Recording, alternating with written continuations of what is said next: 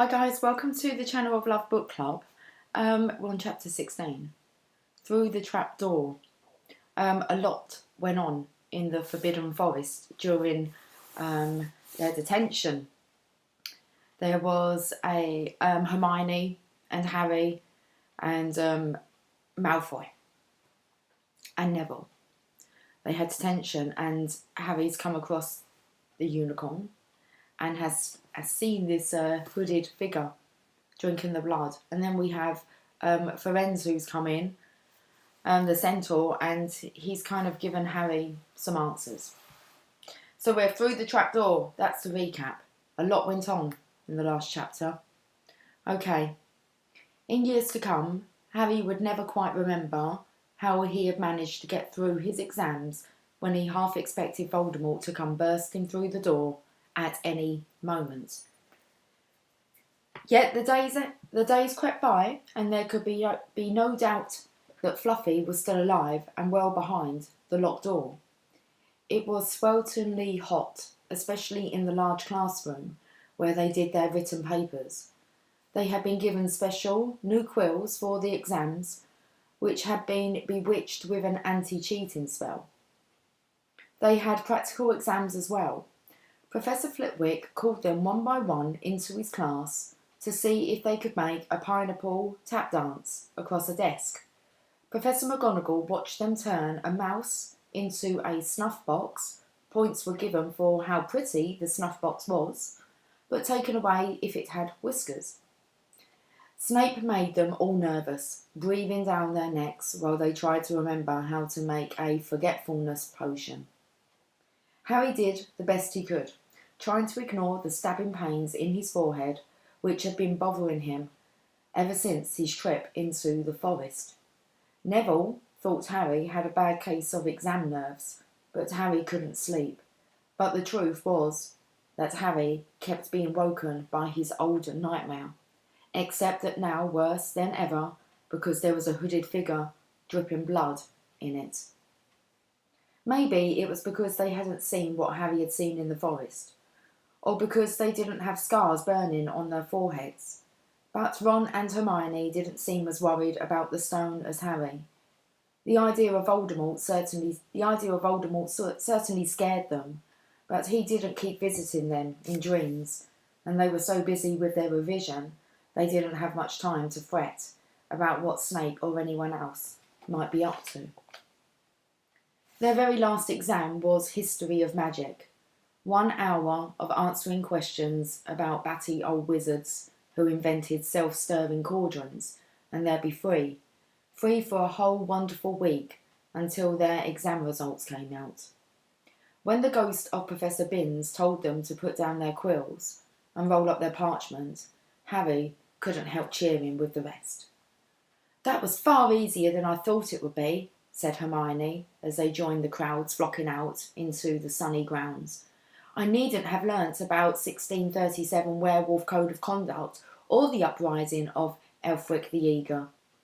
Hermione always liked to go through their exam papers afterwards, but Ron said this made him feel ill, so they wandered down to the lake and flopped under a tree. The Weasley twins and Lee Jordan were tickling the tentacles of a giant squid, which was basking in the warm shallows.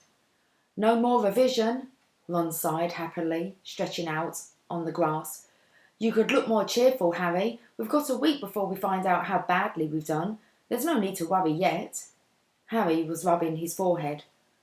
"I wish I knew what this means," he burst out angrily. "My scar keeps hurting. It's happened before, but never as often as this." "Go to Madame Pomfrey," Hermione suggested. "I'm not ill," said Harry. "I think it's a warning. It means danger's coming." Ron couldn't get worked up. It was too hot.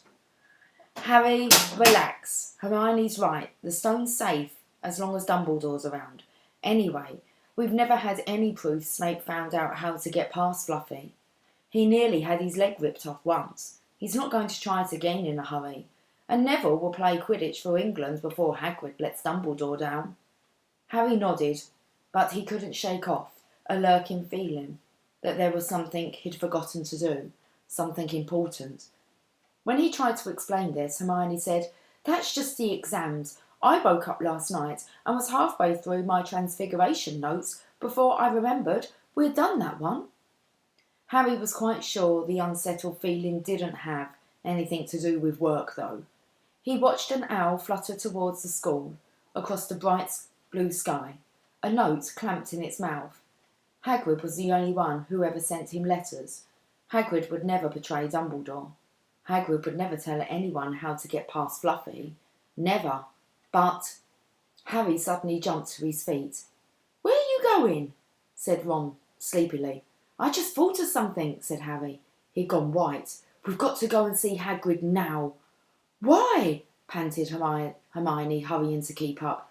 "Don't you think it's a bit odd," said Harry, scrambling up the grassy slope, that what Hagrid wants more than anything else is a dragon, and a stranger turns up who just happens to have an egg in his pocket? How many people wander around with dragon eggs if it's against the wizard law? Lucky they found Hagrid, don't you think? Why didn't I see it before?" "What are you on about?" said Ron, but Harry, sprinting across the grounds towards the forest, didn't answer. Hagrid was sitting in an armchair outside his house. His trousers and sleeves were rolled up, and he was shelling peas into a large bowl. "Hello," he said, smiling. "Finished your exams? Got time for a drink?" "Yes, please," said Ron, but Harry cut across him. "No, we're in a hurry, Hagrid. I've got to ask you something. You know that night you won Norbert? What did the stranger you were playing cards with look like?" "Dunno," said Hagrid casually. "He wouldn't take his cloak off." He saw the three of them look stunned and raised his eyebrows. "It's not that unusual. You get a lot of funny folks in the Hog's Head. That's the pub down in the village. Might have been a dragon dealer, mightn't he? I never saw his face. He kept his hood up." Harry sank down next to the bowl of peas. "What did you talk to him about, Hagrid? Did you mention Hogwarts at all?" "Might have come up," said Hagrid, frowning as he tried to remember. "Yeah. He asked what I did, and I told him I was gamekeeper here. He asked a bit about the sort of creatures I look after, so I told him, and I said what I'd always really wanted was a dragon, and then, I can't remember too well, 'cause he kept buying me drinks. Let's see, yeah, then he said he had a dragon egg, and we could play cards for it if I wanted, but he had to be sure I could handle it, but didn't want it to go to any old home. So I told him, after Fluffy, a dragon would be easy." "And did he seem interested in Fluffy?" Harry asked, trying to keep his voice calm. "Well, yeah. How many three-headed dogs do you meet, even around Hogwarts?" So I told him, "Fluffy's a piece of cake if you know how to calm him down. Just play him a bit of music and they go straight off to sleep." Hagrid suddenly looked horrified. "I shouldn't have told you that," he blurted out. "Forget I said that. Hey, where are you going?" Harry, Ron and Hermione didn't speak to each other at all until they came to a halt in the entrance hall, which seemed very cold and gloomy after the grounds. "We've got to go to Dumbledore," said Harry. "Hagrid told that stranger how to get past Fluffy, and it was either Snape or Voldemort under that cloak. It must have been easy, once he got Hagrid drunk. I just hope Dumbledore believes us. Firenze might back us up if Bane doesn't stop him. Where's Dumbledore's office?" They looked around as if hoping to see a sign, pointing them in the right direction. They had never been told where Dumbledore lived, nor did they know anyone who had been sent to see him. "We'll just have to," Harry began, but a voice suddenly rang across the hall. "What are you three doing inside?" It was Professor McGonagall, carrying a large pile of books. "We want to see Professor Dumbledore," said Hermione, rather bravely. Harry and Ron thought. "See Professor Dumbledore?" Professor McGonagall repeated, as though this was a very fishy thing to want to do. "Why?" Harry swallowed. Now what? "It's sort of a secret," he said, but he wished at once he hadn't, because Professor McGonagall's nostrils flared. "Professor Dumbledore left 10 minutes ago," she said coldly. "He received an urgent owl from the Ministry of Magic and flew off for London at once. "He's gone?" said Harry frantically. "Now?"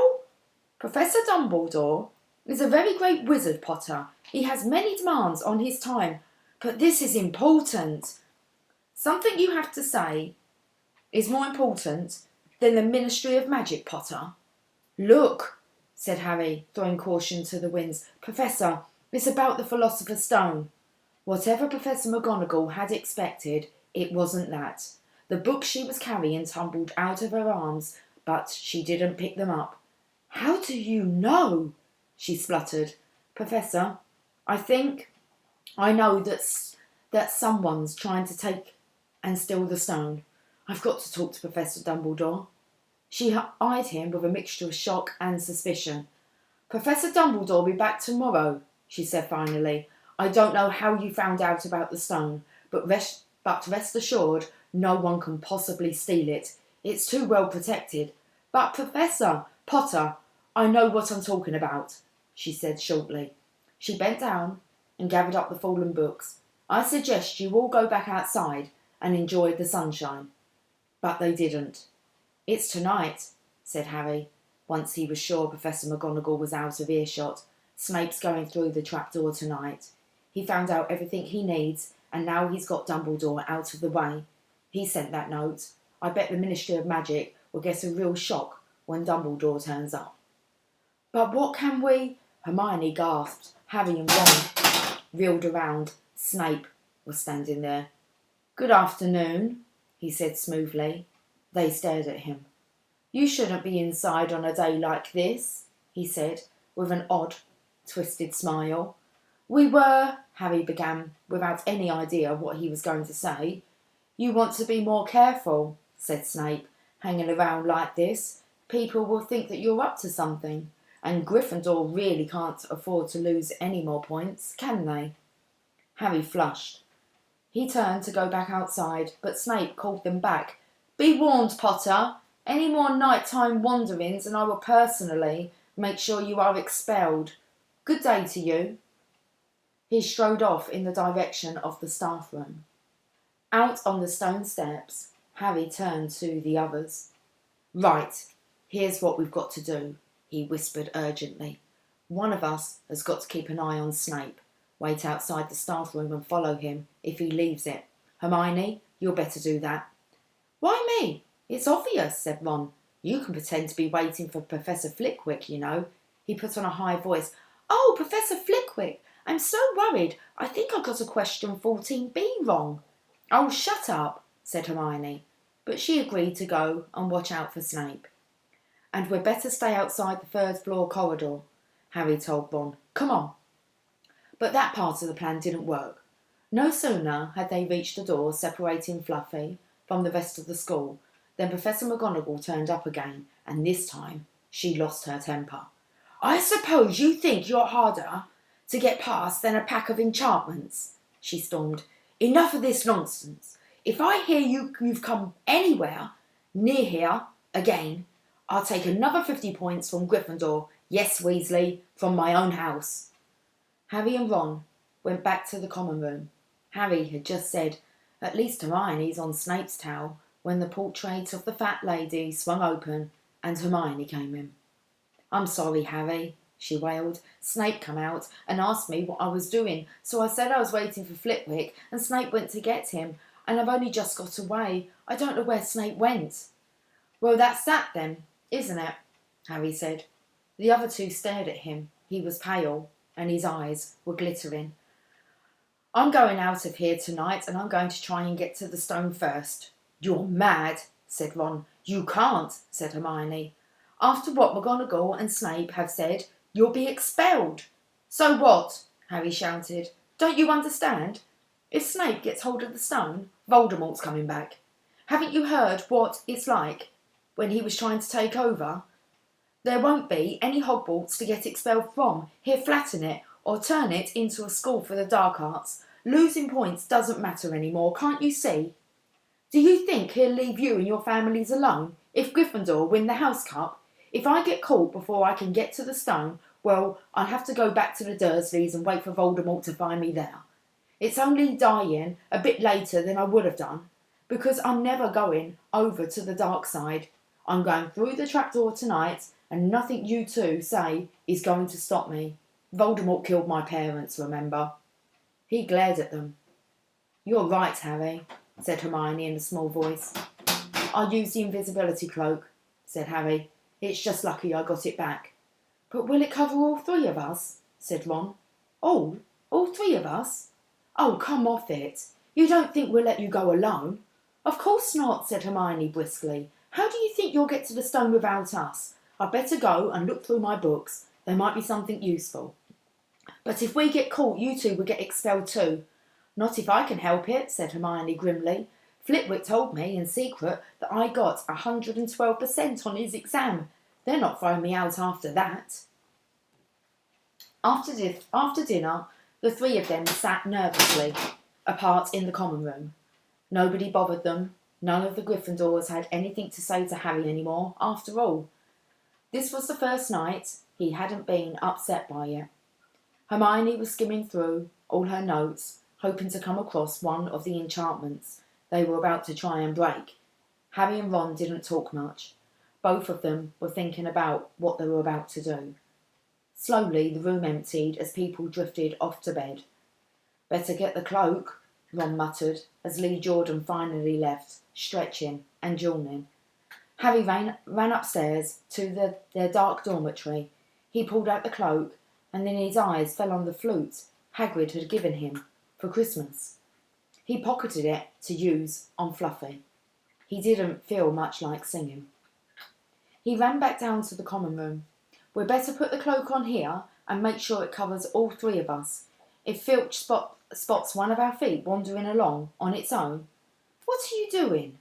said a voice from the corner of the room. Neville appeared from behind an armchair, clutching Trevor the Toad. He looked as though he'd been making another bid for freedom. "Nothing, Neville, nothing," said Harry, hurriedly putting the cloak behind his back. Neville stared at their guilty faces. "You're going out again," he said. "No, no, no," said Hermione. "No, we're not. Why don't you go to bed, Neville?" Harry looked at the grandfather clock by the door. They couldn't afford to waste any more time. Snape might even now be playing Fluffy to sleep. "You can't go out," said Neville. "You'll be caught again. Gryffindor will be in even more trouble." "You don't understand," said Harry. "This is important." But Neville was clearly steering himself to do something desperate. "I won't let you do it," he said, hurrying to stand in front of the portrait hole. I'll fight you." "Neville!" Ron exploded. "Get away from the hole and don't be an idiot." "Don't you call me an idiot," said Neville.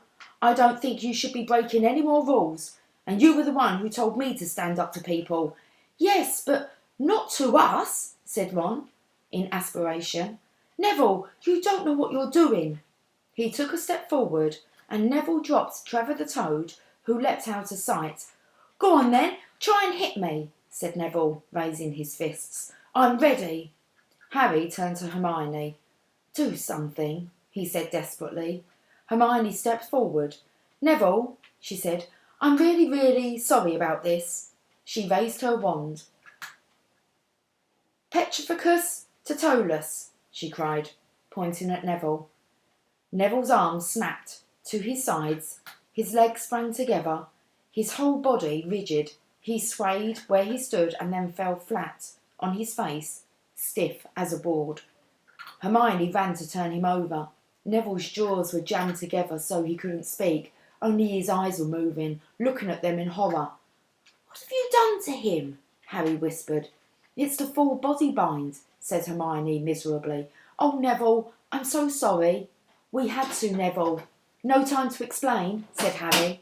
"You'll understand later, Neville," said Ron, as they stepped over him and pulled on the invisibility cloak. But leaving Neville lying motionless on the floor didn't feel like a very good omen. In their nervous state, every statue's shadow looked like Filch. Every distant breath of wind sounded like Peeves swooping down on them. At the foot of the first set of stairs, they spotted Mrs. Norris, skulking near the top. "Oh, let's kick her, just this once," Harry whispered. and Ron whispered in Harry's ear, but Harry shook his head. As they climbed carefully around her, Mrs. Norris turned her lamp-like eyes on them, but didn't do anything. They didn't meet anyone else until they reached the staircase, up to the 3rd floor. Peeves was bobbing halfway up, loosening the carpet, so that people would trip. "Who's there?" he said suddenly, as they climbed towards him. He narrowed his wicked black eyes. "Know you're there, even if I can't see you. Are you a ghoulie or a ghostie or a wee student beastie?" He rose up in the air and floated there, squinting at them. "Should call Filch, I should, if something's a-creeping around unseen." Harry had an idea. "Peeves," he said in a hoarse whisper, "the bloody Baron has his own reasons for being invisible." Peeves almost fell out of the air in shock. He caught himself in time and hovered about a foot off the stairs. "So sorry, your bloodiness, Mr. Baron, sir," he said greasily. My mistake, I didn't see you, of course I didn't. You're invisible. Forgive old Peevesy his little joke, sir."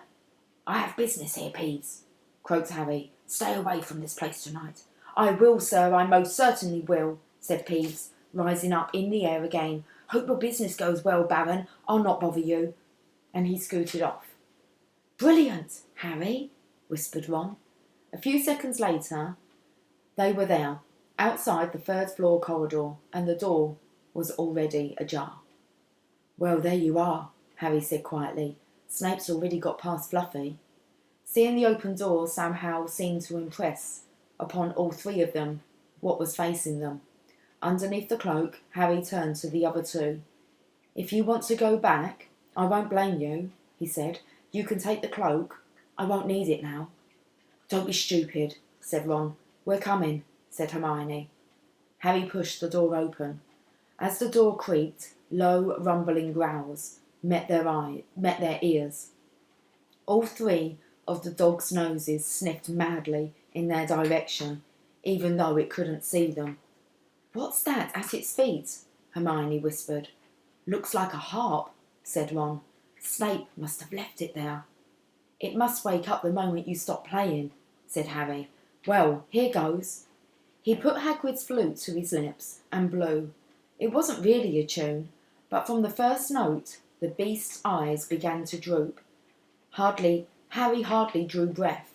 Slowly the dog's growls ceased. It tottered on its paws and fell to its knees. Then it slumped to the ground, fast asleep. "Keep playing," Ron warned Harry as they slipped out of the cloak and crept towards the trapdoor. They could feel the dog's hot, smelly breath as they approached the giant heads. "I think we'll be able to pull the door open," said Ron, peering over the dog's back. "Want to go first, Hermione?" "No, I don't." "All right." Ron gritted his teeth and stepped carefully over the dog's legs. He bent and pulled the ring of the trapdoor, which swung up and open. "What can you see?" Hermione asked anxiously. "Nothing, just black. There's no way of climbing down. We just have to drop." Harry, who was still playing the flute, waved at Ron to get his attention and pointed at himself. "You want to go first? Are you sure?" said Ron. "I don't know how deep this thing goes. Give the flute to Hermione so she could keep him asleep." Harry handed the flute over. In the few seconds' silence the dog growled and twitched, but the moment Hermione began to play, it fell back into its deep sleep. Harry climbed over it and looked down through the trapdoor. There was no sign of the bottom. He lowered himself through the hole until he was hanging on by his fingertips. Then he looked up at Ron and said, "If anything happens to me, don't follow. Go straight to the owlery and send Hedwig to Dumbledore, right?" "Right," said Ron. "See you in a minute, I hope." And Harry let go. Cold, damp air rushed past him as he fell down, down, down, and flump. With a funny, muffled sort of thump, he landed on something soft. He sat up and felt around, his eyes not used to the gloom. It felt as though he was sitting on some sort of plant. "It's okay," he called up to the light, the size of the postage stamp, which was the open trapdoor. "It's a soft landing. You can jump." Ron followed straight away. He landed sprawled next to Harry. "What's this stuff?" were his first words. "Dunno. Sort of a plant thing. I suppose it's here to break the fall. Come on, Hermione." The distant music stopped. There was a loud bark from the dog, but Hermione had already jumped. She landed on Harry's other side. "We must be miles under the school," she said. "Lucky this plant thing's here, really," said Ron. "Lucky?" shrieked Hermione. "Look at you both!" She leapt up and struggled towards a damp wall. She had to struggle because the moment she had landed, the plant had started to twist, snake-like tendrils around her ankles. As for Harry and Ron, their legs had already been bound tightly in long creepers without their noticing. Hermione had managed to free herself before the plant got a firm grip on her. Now she watched in horror as the two boys fought to pull the plant off them, but the more they strained against it, the tighter and faster the plant wound around them. "Stop moving," Hermione ordered them. "I know what this is. It's devil's snare."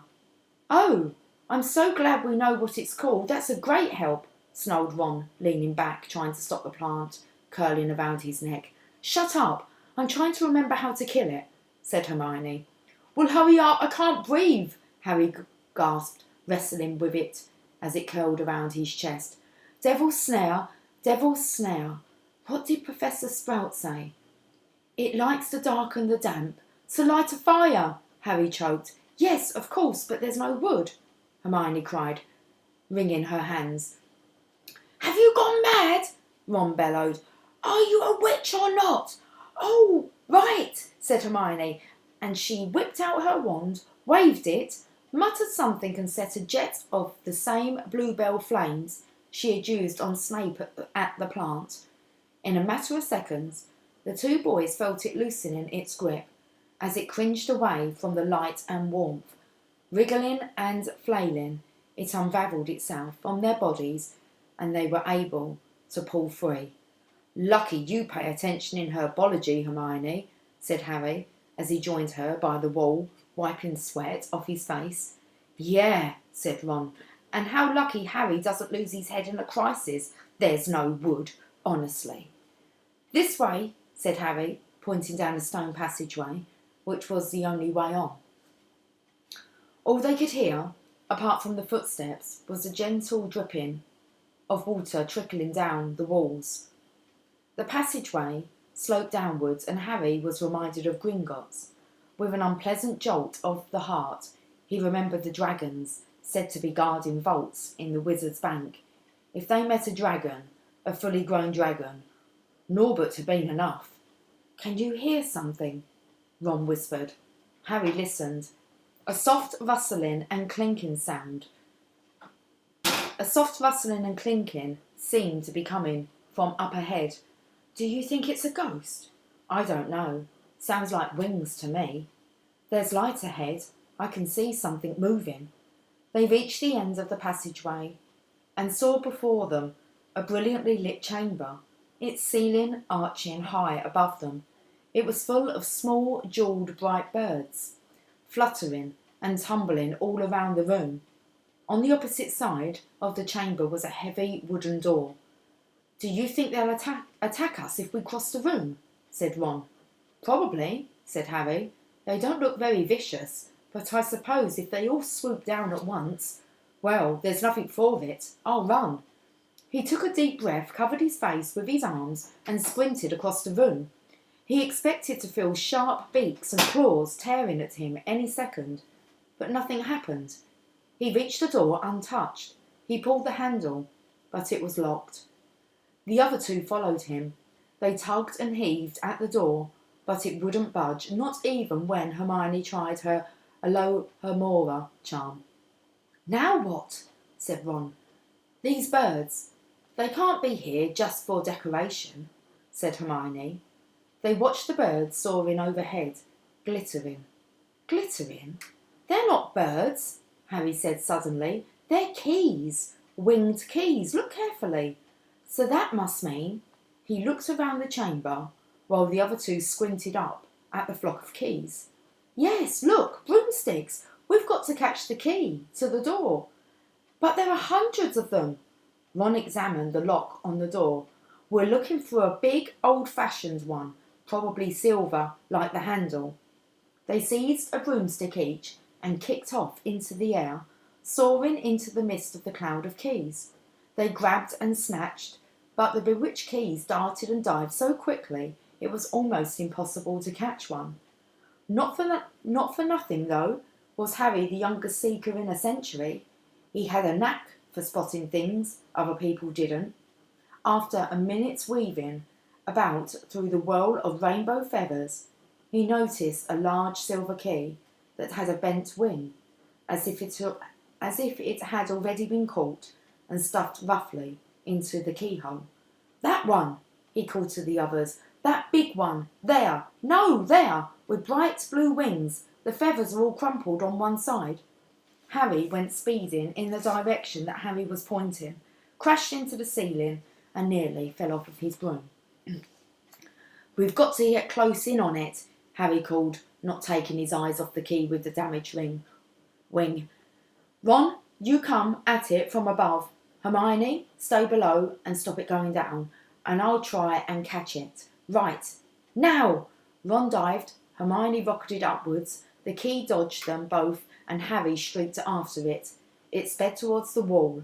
Harry leant forward and with a nasty crunching noise pinned it against a stone with one hand. Ron and Hermione's cheers echoed around the high chamber. They landed quickly and Harry ran to the door, the key struggling in his hand. He rammed it into the lock and turned. It worked. The moment the lock had clicked open, the key took flight again, looking very battered, now that it had been caught twice. "Ready?" Harry asked the other two, his hand on the door handle. They nodded. He pulled the door open. The next chamber was so dark they couldn't see anything at all, but as they stepped into it, light suddenly flooded the room to reveal an astonishing sight.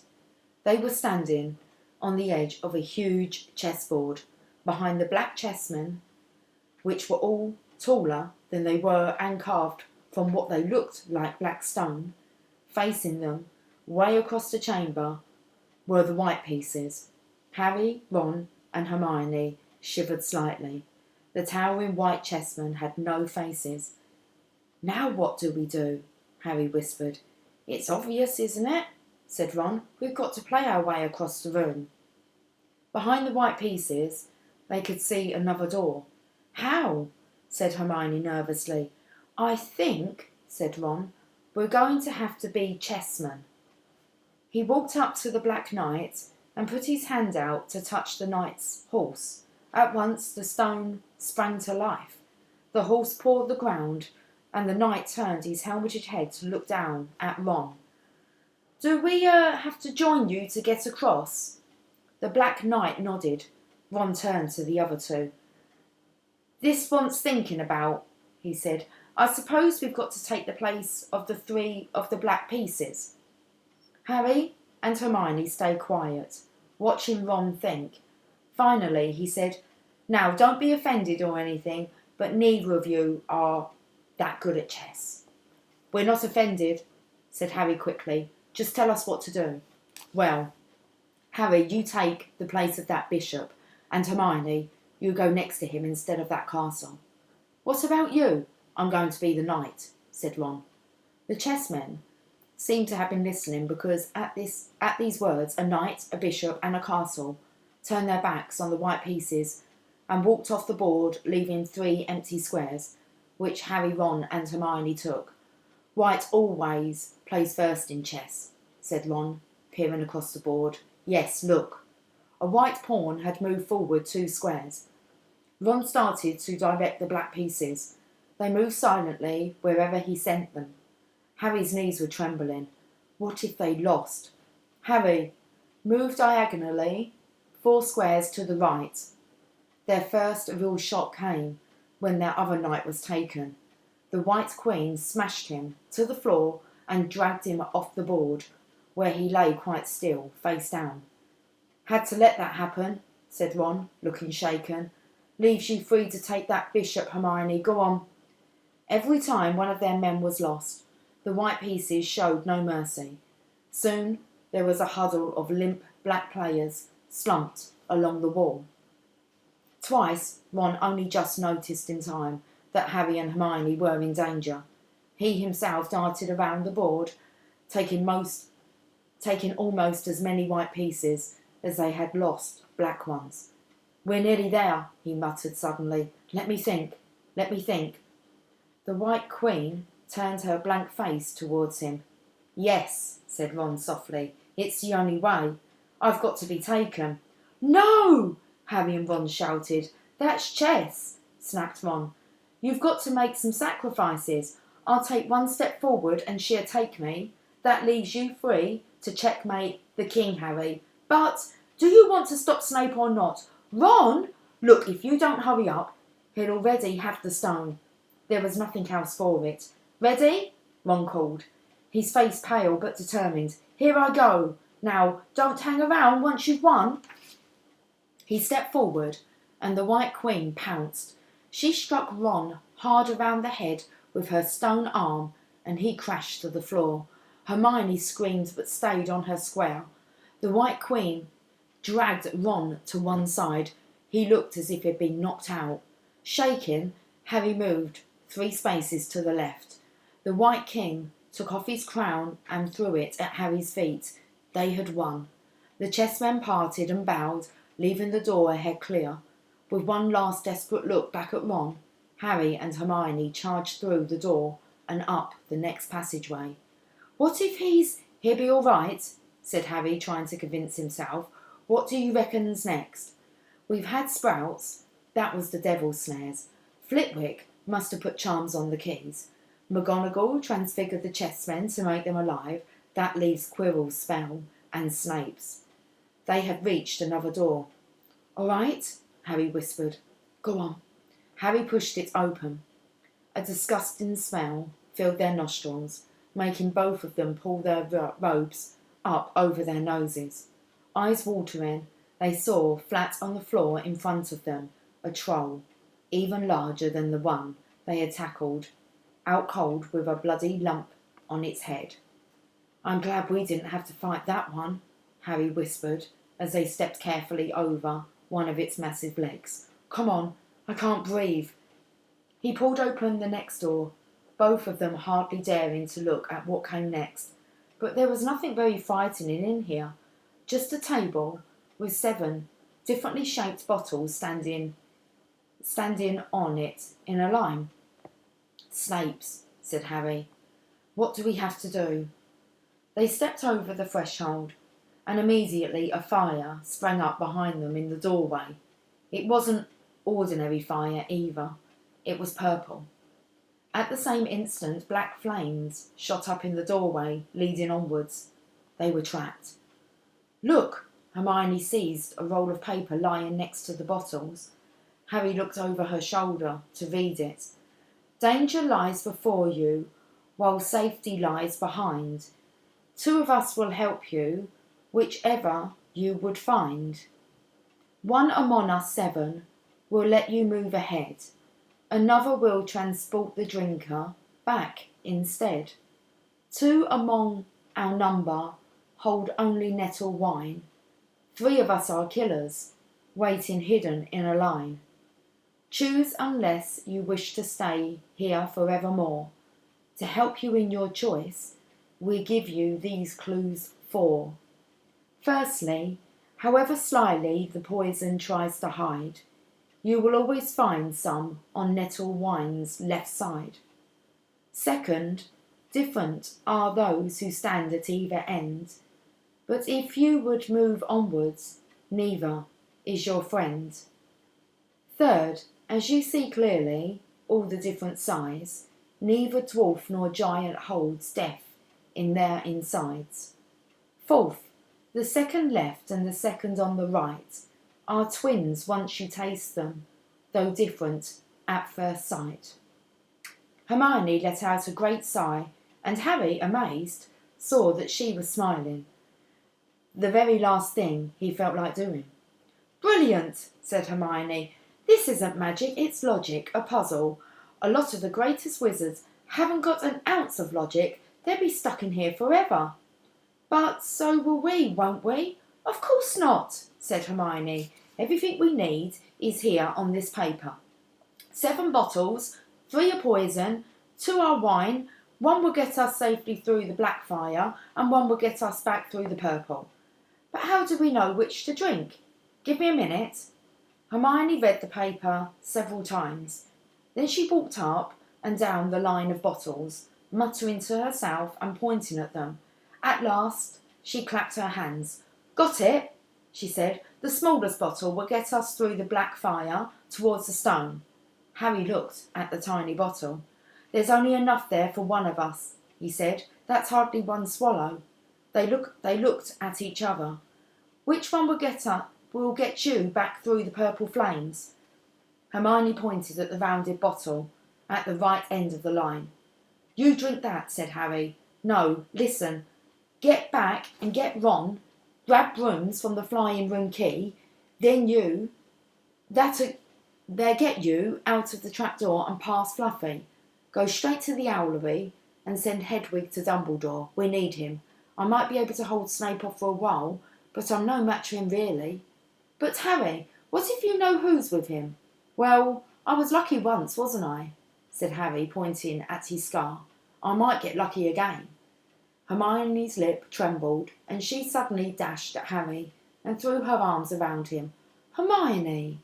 "Harry, you're a great wizard, you know." "I'm not as good as you," said Harry, very embarrassed, as she let go of him. "Me?" said Hermione.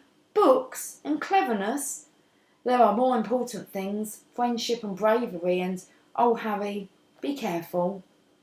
"You drink first," said Harry. "You are sure which is which, aren't you?" "Positive," said Hermione. She took a long drink from the round bottle at the end and shuddered. "It's not poison," said Harry obviously. "No, but it's like ice. Quick, go before it wears off." "Good luck. Take care. Go." Hermione turned and walked straight through the purple fire. Harry took a deep breath and picked up the smallest bottle. He turned to face the black flames. "Here I come," he said, and he drained the little bottle in 1 gulp. It was indeed as though ice was flooding his body. He put the bottle down and walked forward. He braced himself, saw the black flames licking his body, but couldn't feel them. For a moment he could see nothing but dark fire. Then he was on the other side, in the last chamber. There was already someone there, but it wasn't Snape. It wasn't even Voldemort. Wow. Last chapter. Yes, last chapter. The Man with 2 Faces. Chapter 17. Okay, guys. If you're off to bed, sweet dreams. I will catch up with you soon. Okay, take care. Much love. Bye for now.